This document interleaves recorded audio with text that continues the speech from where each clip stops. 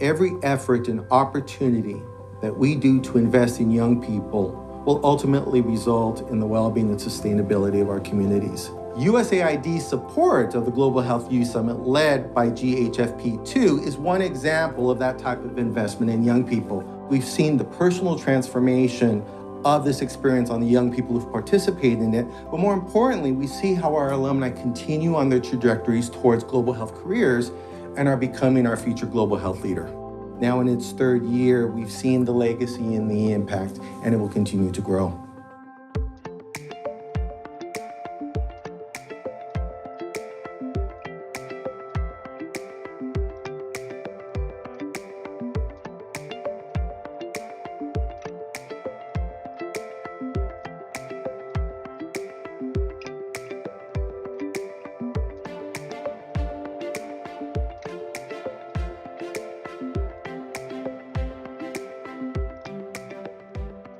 Was there an experience or an event in your life that helped influence your decision to go to GHYS?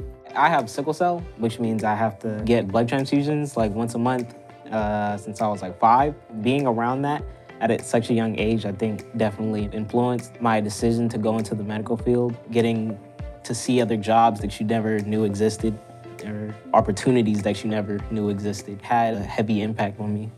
You met a lot of professionals, a lot of people from USAID, GHFP2. Can you touch on how the people at USAID, the Flash Mentoring Circle, what skills did you learn by meeting with them? Yeah, there were actually a couple that I took special note of. One told me that he had worked in integrating businesses.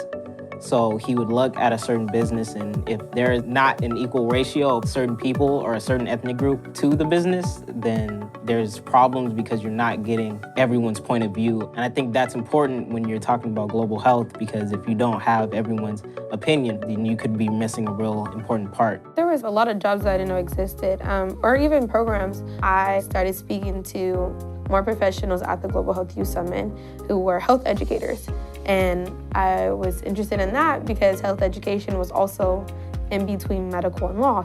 After the Global Health Youth Summit, I decided that I wanted to be a lawyer, and I actually have an internship this summer at Kaiser working in health education. The Global Health Youth Summit taught me skills that helped me overcome the barriers that are placed in front of me and the obstacles that are going to surround me regardless of what I choose to do. You know, integrity, accountability, persistence, all of those skills that, you know, you got to take with you throughout life. Stepping into the room as a Black female, I've got the look, oh, like, what are you here for? And stepping into the room at the Global Health Youth Summit, it wasn't like I was out of place. When you see people of your own culture and of your own mindset and see that they can make it, that makes you feel like you can do it too.